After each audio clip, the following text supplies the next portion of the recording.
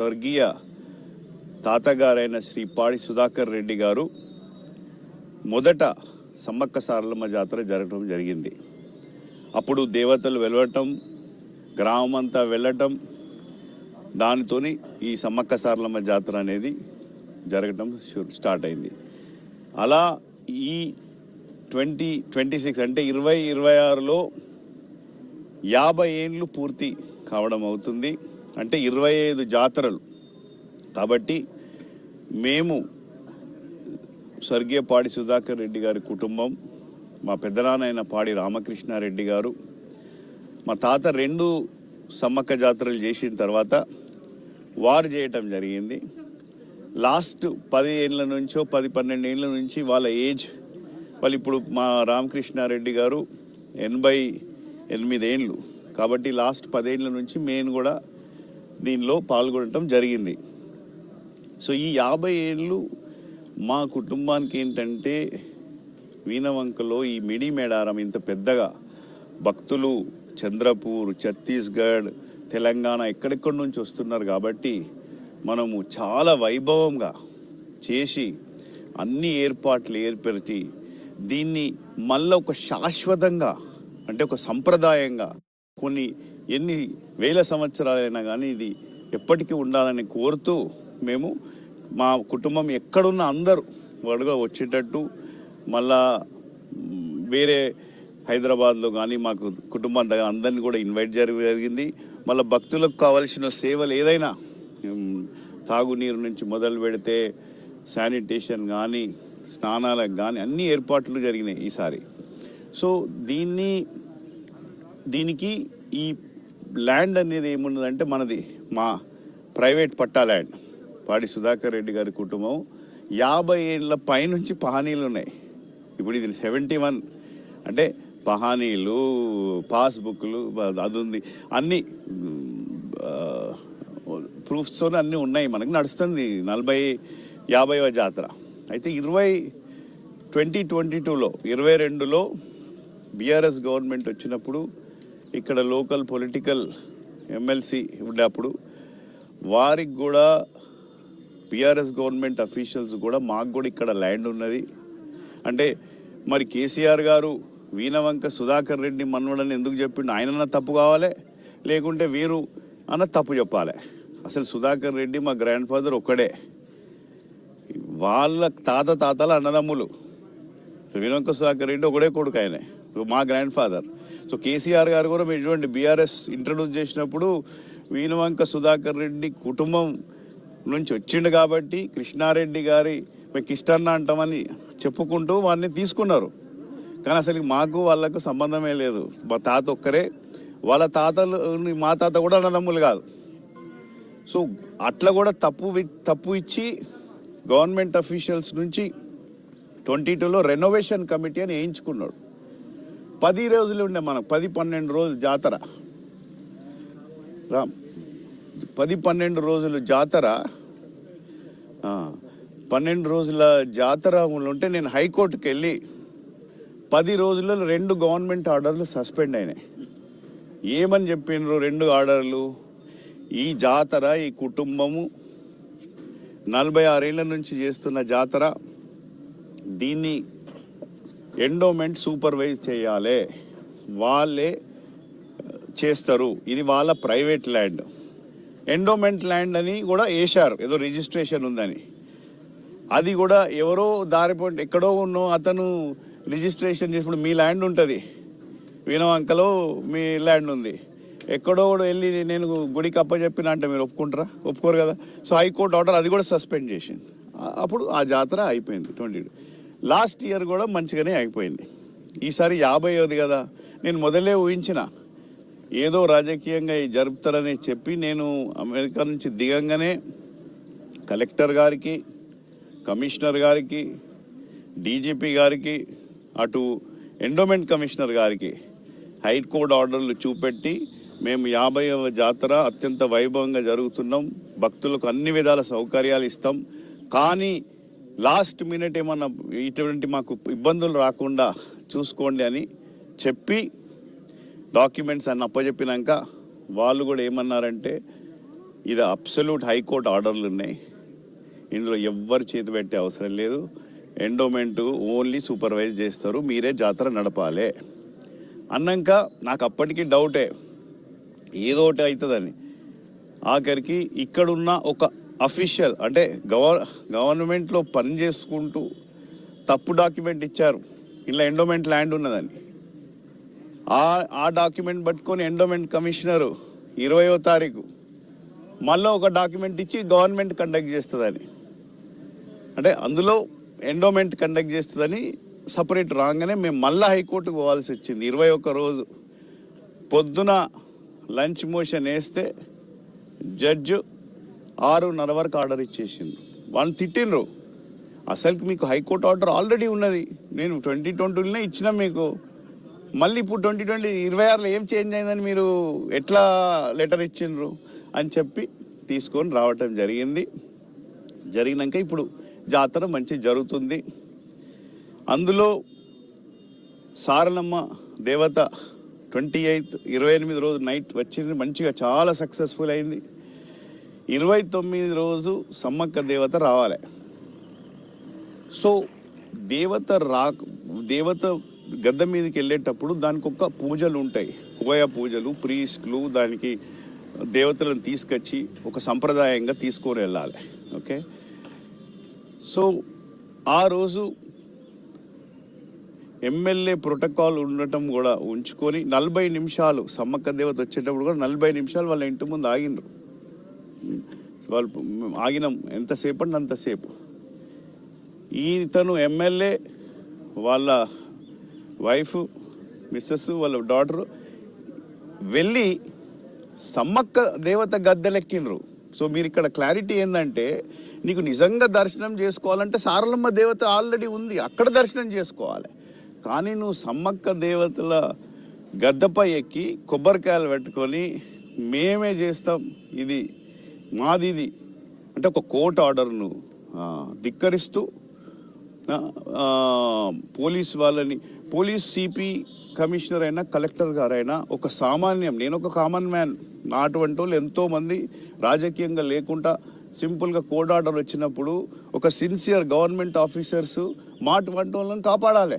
I'm చాలా చాలా proud of and thankful to our commissioner గారు అండ్ అవర్ కలెక్టర్ గారు ఒక కోర్ట్ ఆర్డర్స్ని ఇంప్లిమెంట్ చేసడంలో సక్సెస్ఫుల్గా చేసిండ్రు.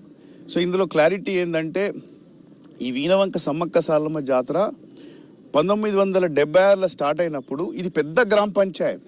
వీణవంక,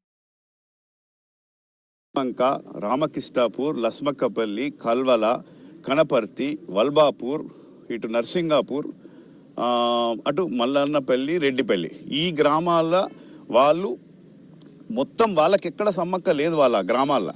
సో వాళ్ళని కూడా మేము కలుపుకొని ఉంటాం అన్నట్టు. ఇప్పుడు కల్లుపల్లిలా ఉంది ఒకటి జాతర, కోర్కల్లా ఉంది జాతర. సో ఈ సంప్రదాయం ఎన్నో ఏండ్ల నుంచి వస్తుంది. ఇప్పుడు వీణవంక నుంచి రామకృష్ణాపూర్ వెళ్ళిపోతే రామకృష్ణాపూర్ నువ్వు కొట్టలేం కదా, ఇది 76 నుంచి వచ్చే సంప్రదాయం. సో అందుకోసం వాలంటీర్స్ని కూడా పెట్టినాం. అందులో 51 వాలంటీర్స్లో 70% వీణవంక గ్రామమే మళ్ళా. ఓకే, మిగతా వాళ్ళు వేరే గ్రామం నుంచి తీసుకున్నాం. అందులో ఫస్ట్ కాల్ ఇక్కడి సర్పంచ్ గారికి చేయటం జరిగింది, మీరు రావాలి, మాతో ఉండాలి మంచిగా అందరూ అంటే. ఆయన కూడా నారాయణ ఎక్కడున్నాడు, సో నారాయణ మాట్లాడాడు, నేను వస్తాను, నేను పాల్గొంటా. మా 4 పేర్లు ఇచ్చాడు కదా, 5 పేర్లు ఇచ్చాడు. ఈ 5 పేర్లు పెట్టాలంటే ఈ 5 పేర్లు ఇలా పెట్టేసినాక మళ్ళీ తర్వాత ఏమైందో, ఎక్కడి నుంచి ఏం ప్రెజర్ వచ్చిందో ఆయనే, మా సర్పంచ్ గారును వారి భర్త మేము మళ్ళీ ఫోన్ చేసి చెప్తామన్నారు. మళ్ళీ చేయలేదు. వీళ్ళందరూ ఇక్కడున్న దళిత సర్పంచ్లు 2 ఉన్నారు, సమ్మయ్య గారు, మన సర్పంచ్ ఇక్కడ అంతేగా, ముగ్గురు దళిత సర్పంచ్లు ఉన్నారు. సో దళితులు ఒక సర్పంచ్ నేను 3 సార్లు ఫోన్ చేసిన, ఈ మనిషి సంగతి తెలుసు కాబట్టి ఎగ్జిక్యూటివ్ ఆఫీసర్తో చేయించినాము, మళ్ళీ ఎస్ఐ గారితో చేయించినాము, రమ్మని మాతో అందరు కూడా ఇది మంచి 50 సంవత్సరాల మళ్ళీ రాదు, మీరు కూడా ఈ అవకాశం కోల్పోవద్దని ఇది వారన్నారు నా తరఫున అందరిని తీసుకురావాలంటే అట్లా కష్టము. ఇప్పుడు ఇంతే మంది మనం డిసైడ్ అయిపోయింది, మీరు చెప్పిన 5 ఆల్రెడీ పెట్టేసినాం అని చెప్పినాం. అంతేగాని అది కూడా మళ్ళీ ఇంకోటి చెప్తున్నాయి, ఇది ఈ జాతర కోసము national commission for schedule caste సెక్రటరీకి 3 వారాల నుంచి అప్డేట్ ఇస్తున్నా నేను. ఎందుకంటే ఇది ట్రైబల్ జాతర, ఇది దళితుల జాతర, ఇటువంటి వ్యక్తి ఇట్లా చేస్తున్నాడని నేను డే టు డే రిపోర్ట్ ఇచ్చుకుంటా పోయినా వారికి. వాడు ఢిల్లీలో జి శ్రీనివాస్ గారు ఉంటారు. సో అన్ని విధాలా మేము కవర్ చేసుకుంటూ వచ్చి, నువ్వు ఒక దౌర్జన్యంగా ఒక ప్రైవేట్ పట్టాలండ్ మాది కోర్టు ఆర్డర్లు ధిక్కరిస్తూ సమ్మక్క దేవత రాకముందే నువ్వు గద్దె మీద ఎక్కేసి ఒక భక్తి అనేది, నువ్వు నిజంగా భక్తి ఉంటే నువ్వు సారలమ్మ దేవతను మొక్కుకోవాలి. లేకుంటే నెక్స్ట్ డే రా, ప్రోటోకాల్ ప్రకారం ఎమ్మెల్యే ప్రోటోకాల్ ఇస్తారు, నీకు ఎందుకు ఇవ్వరు? గౌరవం ఇస్తారు. కానీ అటువంటి దౌర్జన్యానికి ఎమ్మెల్యే నేను ఏదన్నా చేసుకుంటా అంటే కలవదు కదా, తప్పు. వాళ్ళు ఆఫీసర్స్ వాళ్ళ డ్యూటీ వాళ్ళు చేశారు. చేయకుంటే ఇప్పుడు మాకే చేయకుంటే ఎవరికి చేయగలుగుతారు? ఇక ఇప్పుడు కోర్టు ఆర్డర్ ఉన్నాక వాళ్ళు ఇంప్లిమెంట్ చేసిండ్రు. ఇంకోటి ఏంటంటే అటువంటి ఆఫీసర్స్ ఒక మతం బట్టి అతను కమిషనర్, కోర్ట్ ఆర్డర్ ఉంది, highest high court, it's not lower court also, high court ఆర్డర్ని ఇంప్లిమెంట్ చేసినప్పుడు వారు చేసినప్పుడు వారిని మతం పట్టి తిట్టడము తప్పు. అది ఒక కమిషనర్ని, ఒక మహిళా ఆఫీసర్ని అనరాని మాటలు అన్నాడు ఏసీపీ గారిని. ఇది కేసీఆర్ గారు, కేటీఆర్ గారు కూడా చెప్పినాం ఈ జాతర ముందు. కేసీఆర్ గారికి చెప్పేవారి ద్వారా చెప్పినాం, ఈ తప్పు చేస్తే ఇది జాతర రాజకీయాలకు సంబంధించిన. కేటీఆర్ గారికి కూడా చెప్పినాం, ఇట్లా చేస్తాడు ప్రాబ్లం అవుతుంది అని. అయినా కానీ వచ్చి చేసి దాన్ని వేరే తీరుగా చెప్పడం తప్పు కదా. ఇక these are the first court ఆర్డర్లు ఉన్నాయి, ల్యాండ్ ఉంది, పహానీ ఉంది, ఇవన్నీ చెప్పడము. మీకు ఒక్కొక్క కాపీ ఇస్తాం అన్నిటికీ, ఓకే. అండ్ ఇంకేమన్నా అంటే ఫ్యాక్ట్స్ కావాలంటే, ఒకటి, నన్ను దర్శనం చేయించలేదంటే దర్శనం చేయించడం అక్కడ ముచ్చట కాదు. అక్కడ నువ్వు సమ్మక్క దేవత రాకముందు ఎక్కినావు. ఒక పూజ వాళ్ళు పూజ చేసి మా కుటుంబము అక్కడ చేసిన తర్వాత మీరు వెళ్ళాలనే కోర్టు ఆర్డర్ను ధిక్కరించినావు కాబట్టి పోలీసు వాళ్ళు యాక్షన్ తీసుకున్నారు. ఇంకోటి, మా దళిత సర్పంచ్ని తీసుకోలేదంటే 3 సార్లు నేను ఇన్వైట్ చేసిన పర్సనల్గా. ఆయన మాట్లాడిండు. ఆయన మాట్లాడితే ఆయన 5 పేర్లు ఇచ్చిండు, 5 పేర్లు పెట్టుకుంటున్నాం, వస్తా అన్నాడు. నేను మళ్ళీ ఏం చేసిన, ఎండోమెంట్ ఈఓతో చేయించిన ఇన్విటేషన్, మళ్ళీ ఎస్ఐ గారితో ఇన్వైట్ చేసిన. వీరు కూడా వచ్చిండ్రు, వీరు ఒక్క కాళ్ళు అందరు వచ్చిండ్రు. వీరు కల్వల సర్పంచ్, రామకృష్ణాపూర్ సర్పంచ్, ఇక్కడ ఉన్న 51 వాలంటీర్లో 35% దళితులే ఉన్నారు. ఎట్లా? నేను ఇక్కడికి వచ్చిన గ్రామాలు, ఇక్కడ ఉన్న మొత్తం మండలాలు అడగండి, ఫస్ట్ థింగ్ ఒకటే చెప్తా, చదువు. ఇవాళ డాక్టర్ అంబేద్కర్ గారు కాన్స్టిట్యూషన్ రాసుకున్నారంటే